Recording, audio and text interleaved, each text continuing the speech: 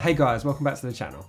In this video, it's going to be a very quick one. It's going to be about 3 legitimate reasons why you didn't get a job and 3 reasons that you'll never hear back from the company or the recruiter as to why you didn't get the job. So let's jump straight into it.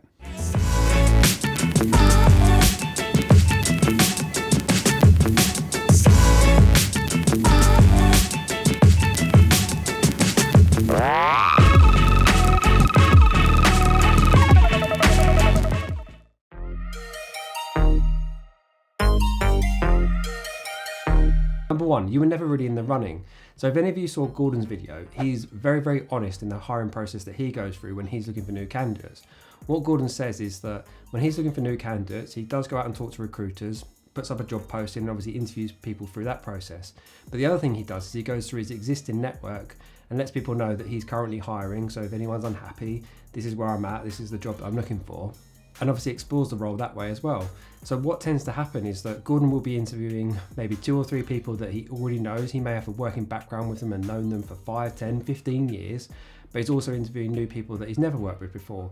Now in that situation, obviously the people that he knows historically are willing to come on board. It's much more likely that he's going to go with those candidates than he is going to go from someone that he's only met for say half an hour worth of interviewing. Now it's not every time, but obviously think about the percentage chance of what's going to happen there. And Gordon says this in the video, is that he has had a situation that's actually more difficult where he had 2 ex-colleagues both fighting over the same role. So his decision wasn't really over someone he didn't know through the interview process, say cold, that came from a recruiter. It's actually from 2 people that he already knew. So that's a very legitimate reason that happens. And also another very similar thing to this that happens, which I'm sure a lot of you as you get older will become more aware of, is that sometimes roles are created in PLCs or government jobs where there's already an internal candidate has been earmarked for that job, but because of the procedures that are put in place by HR, is that they have to go out and also interview other candidates in case there's a better candidate for the role. But ultimately, 99% of the time, you are never going to get that role. So you may feel like you nailed a job interview and never got a call back and didn't hear anything back as to why you didn't get the role.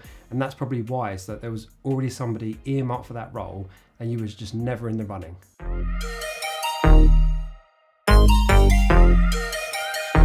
Number 2, you came through a recruiter. Now follow on for the example I just gave with Gordon. Obviously he went for a recruiter, but what you have to remember is recruiters is they have hiring fees somewhere between say 15 to 25%. Now obviously very easy maths, if he's looking for a 100 grand role, you're looking at somewhere like 15 grand paid to a recruiter bringing you on board. Now going back to the risk perspective, is that he's got 2 candidates that he knows, he's obviously worked with them for years, versus you who he's only just met and he's only got half an hour's time with. And obviously in going with you, he could be looking at a fee say anywhere from say 5 grand to 15 grand depending on what your salary is. So obviously it's a much lower risk for him to go with people that he knows, where he doesn't have to pay the fee attached to recruiters.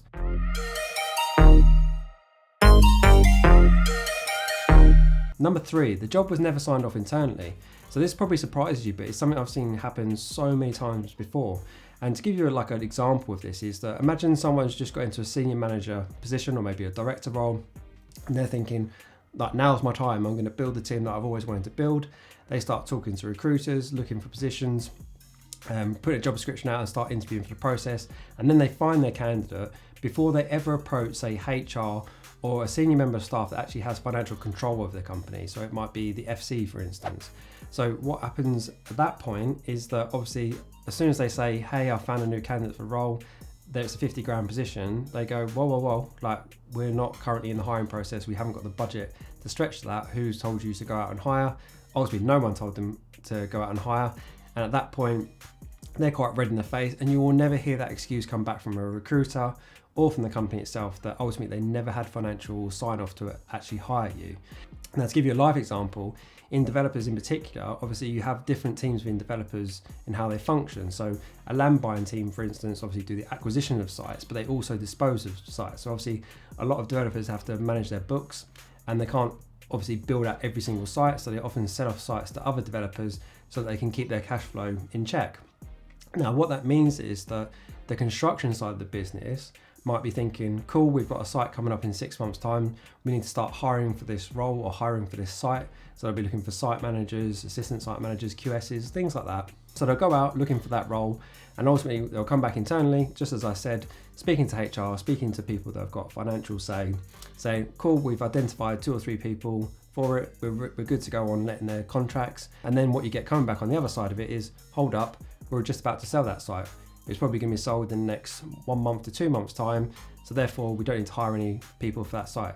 So in that situation, there's a very good example for you where the position just was never there, and it just was actually a company malfunction. So obviously the bigger the company, the more likely that is going to happen. So the whole idea of this video was just to get across to you that there are so many legitimate reasons why you didn't get the job. So even if you felt like, oh, I've absolutely nailed that interview and I never even got a call back, I never even got anything back from the recruiter or from the company as to where I went wrong, ultimately you probably didn't go anywhere wrong.